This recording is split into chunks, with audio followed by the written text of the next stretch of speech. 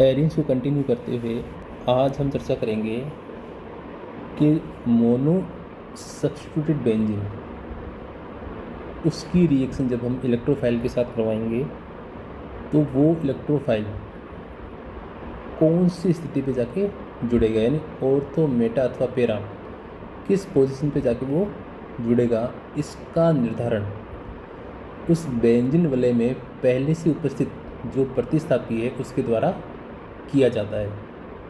यानी वही उसको कंट्रोल करेगा कि जो इलेक्ट्रोफाइल है वो ऑर्थो पे जुड़ेगा, मेटा पे जुड़ेगा या पेरा पे जुड़ेगा। यह प्रभाव उस प्रतिस्थापी का निर्देशकारी प्रभाव कहलाता है। अब डायरेक्शन के आधार पे, निर्देशन के आधार पे ग्रुप्स को दो भागों में बांटा गया है। पहला ऑर्थो पेरा डायरेक्टिंग ग्रुप और दूसरा है मेटा डायरेक्टिंग ग्रुप। अब ऑर्थो पेरा डायरेक्टिंग ग्रुप को भी दो भागों में हमने डिवाइड किया है। पहला है एक्टिवेटिंग ग्रुप और दूसरा है डीएक्टिवेटिंग ग्रुप। एक्टिवेटिंग ग्रुप का मतलब क्या होता है कि ऐसे ग्रुप जो बेंजीन वलय में इलेक्ट्रॉन डेंसिटी को बढ़ा देते हैं। ठीक है, अब किस प्रकार से बढ़ा सकते हैं? प्लस एम इफेक्ट के द्वारा बढ़ा सकते हैं, इसके अलावा प्लस आई इफेक्ट के द्वारा बढ़ा सकते हैं या हाइपर कॉन्जुगेशन के द्वारा बढ़ा सकते हैं। डीएक्टिवेटिंग ग्रुप का मतलब क्या होगा कि ऐसे ग्रुप जो बेंजीन वलय में इलेक्ट्रॉन डेंसिटी को कम कर देते हैं।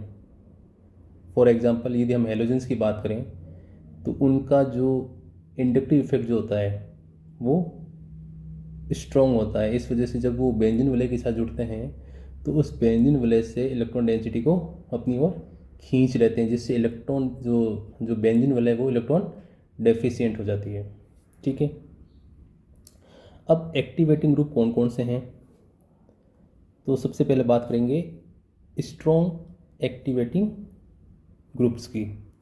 तो इसमें एग्जांपल्स की भी मैं बात करूं तो NH2, OH group, OR group और O नेगेटिव ग्रुप। इनमें क्या होता है, जो प्लस M इफेक्ट यानी मेसोमेरिक जो इफेक्ट होता है वो माइनस आई इफेक्ट की तुलना में ज़्यादा डोमिनेंट होता है। माइनस आई का मतलब क्या? जैसे ये सारे के सारे आपके हाईली इलेक्ट्रोनेगेटिव एटम है तो ये माइनस आई इफेक्ट भी शो करेंगे, लेकिन जो मेसोमेरिक इफेक्ट है इनका वो माइनस आई की तुलना में ज़्यादा डोमिनेंट होता है। अब हम बात करते हैं मॉडरेट एक्टिवेटिंग ग्रुप्स की। तो इसमें दो एग्जांपल्स हमें ध्यान रखने हैं। इस वाले एग्जांपल्स में क्या हो सकता है कि ये जो इसका जो लोन पेयर है वो इस प्रकार बेंजीन वलय के साथ में जुड़ा हुआ है। तो ये जो लोन पेयर है वो इस प्रकार से इस कार्बोनिल समूह में भी रेजोनेंस कर सकता है। ठीक है, इस वजह से जो रिएक्टिविटी है या एक्टिवेटिंग जो इफेक्ट वो कम देखने को मिलेगा। इसके अलावा जो एल्काइल्स ग्रुप्स हैं वो भी एक्टिवेटिंग ग्रुप्स में आते हैं, क्योंकि ये प्लस आई इफेक्ट और हाइपर कॉन्जुगेशन के द्वारा इलेक्ट्रॉन डेंसिटी बढ़ाने का काम करते हैं।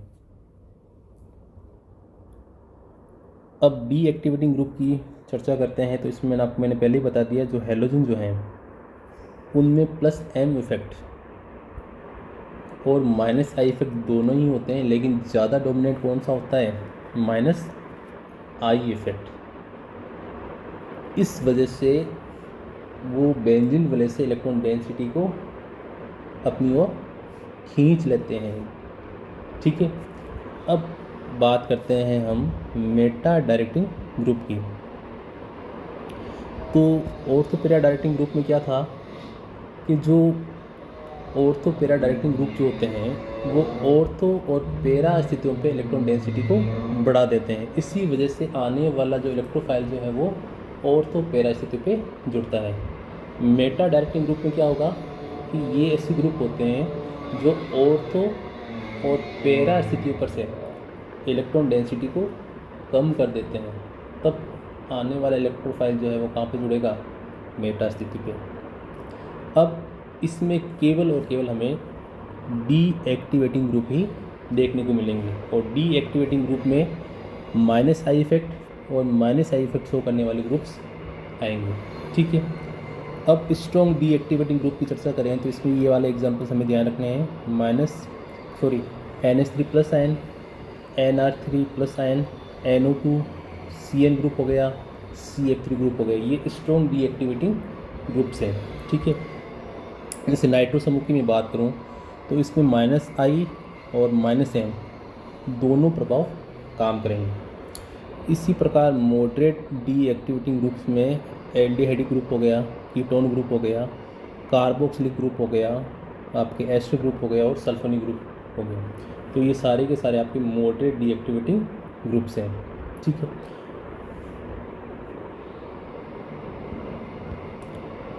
अब इनकी रेजोनेटिंग स्ट्रक्चर के बारे में हम थोड़ी सी चर्चा कर लेते हैं। फॉर एग्जांपल मैंने यहाँ पर एनिलीन की रेजोनेटिंग स्ट्रक्चर बना रखी है। तो इसमें आप जब ऑर्थो और पैरा, जब इलेक्ट्रोफाइल ऑर्थो और पैरा पे जुड़ता है उस कंडीशन में रेजोनेटिंग स्ट्रक्चर की यदि आप चर्चा करोगे तो ये वाली जो स्ट्रक्चर है जिसमें सभी परमाणुओं का जो ऑक्टेट है वो कंप्लीट है, इसी वजह से ऑर्थो और पैरा स्थिति पे इलेक्ट्रोफाइल जुड़ने पर प्राप्त रेजोनेटिंग जो स्ट्रक्चर है वो ज़्यादा स्टेबल होती है। जबकि मेटा स्थिति पे जब वो इलेक्ट्रोफाइल अटैक करेगा तो ऐसी स्टेबल रेजोनेटिंग स्ट्रक्चर हमें देखने को नहीं मिलती है। ठीक है, एल्काइल बेंजीन की यदि बात करें तो एल्काइल बेंजीन में जब इलेक्ट्रोफाइल ऑर्थो और पैरा स्थिति पे जुड़ता है तो जो कार्बोकेटाइन का जो फॉर्मेशन होता है वो CH3 ग्रुप के द्वारा स्टेबलाइज हो सकता है। जैसे पैरा की बात करूँ तो यहाँ पे भी CH3 ग्रुप के द्वारा ये जो कार्बोकेटाइन है वो स्टेबलाइज हो रहा है। जबकि मेटा स्थिति पर जो कार्बोकेटाइन डेवलप हो रहा है उसको स्टेबलाइज करने के लिए मेथिल ग्रुप का कोई सहयोग नहीं होता है। ठीक है, तो ये रीजंस हैं कि क्यों जो ऑर्थोपेरा निर्देशकारी समूह हैं वो इलेक्ट्रोफाइल को ऑर्थोपेरा स्थिति पे जोड़ते हैं। ठीक है, इसी के साथ मेटा डायरेक्टिंग ग्रुप की भी हम चर्चा कर लेते हैं। तो यहाँ पर मैंने नाइट्रोबेंजीन की अनुनादी संरचना बना रखी है। तो जब इलेक्ट्रोफाइल ऑर्थो और पैरा स्थिति पे जुड़ता है तो एक ऐसी रेजोनेटिंग स्ट्रक्चर मिलती है जिसमें दोनों एडजेस्ट एटम पे सेम चार्ज है, यानी यहाँ पे नाइट्रोजन पे भी पॉजिटिव चार्ज है और इससे जुड़ा हुआ जो कार्बन है उस पर भी पॉजिटिव चार्ज देखने को मिल रहा है। तो ऐसी रेजोनेटिंग स्ट्रक्चर जो होती है वो अनस्टेबल होती है। इसी वजह से जो इलेक्ट्रोफाइल जो होता है वो मेटा स्थिति पे जुड़ेगा, क्योंकि ऑर्थो और पैरा स्थिति पे जुड़ने पर जो रेजोनेटिंग स्ट्रक्चर हमें प्राप्त हो रही है वो अनस्टेबल होती है। अब बात करते हैं ऑर्थो पैरा रेशियो की। तो यदि सब्स्टिट्यूट का साइज धीरे धीरे बढ़ रहा है उस केस में क्या होगा, ऑर्थो की तुलना में पैरा वाला जो उत्पाद है या पैरा का जो रेशियो है वो बढ़ता जाएगा। इसी प्रकार यदि इलेक्ट्रोफाइल्स का भी साइज बढ़ रहा है तो पैरा वाले जो प्रोडक्ट है वो हमें ज़्यादा मात्रा में प्राप्त होंगे। अब बात करते हैं सब्स्टिट्यूट यानी हैलोजन वाले जो प्रतिस्थापी हैं। तो हैलोजन्स की भी मैं बात करूं तो इनका जो माइनस आई इफेक्ट जो होता है वो ज़्यादा डोमिनेंट होता है। इस वजह से इनमें जो ऑर्थो स्थिति जो होती है वो ज़्यादा इलेक्ट्रॉन डेफिशिएंट होती है। इसी वजह से पैरा वाले जो उत्पाद हैं वो अधिक मात्रा में प्राप्त होते हैं। जैसे फ्लोरीन की इलेक्ट्रोनेगेटिविटी सबसे ज़्यादा है तो क्या होगा, इसकी ऑर्थो वाली जो स्थिति है ना या पोजीशन जो है वो ज़्यादा इलेक्ट्रॉन डेफिशिएंट होती है। इसी वजह से जब फ्लोरोबेंजीन की रिएक्शन हम इसी इलेक्ट्रोफाइल के साथ करवाते हैं तो मेजर प्रोडक्ट हमें पैरा वाला प्राप्त होता है। लेकिन जैसे जैसे इलेक्ट्रोनेगेटिविटी कम होती जा रही है वैसे वैसे हमें ऑर्थो वाले प्रोडक्ट ज़्यादा मिलते जाएंगे। तो ये चीज़ आप ध्यान रखो। अब कुछ रिएक्शंस की बात करते हैं।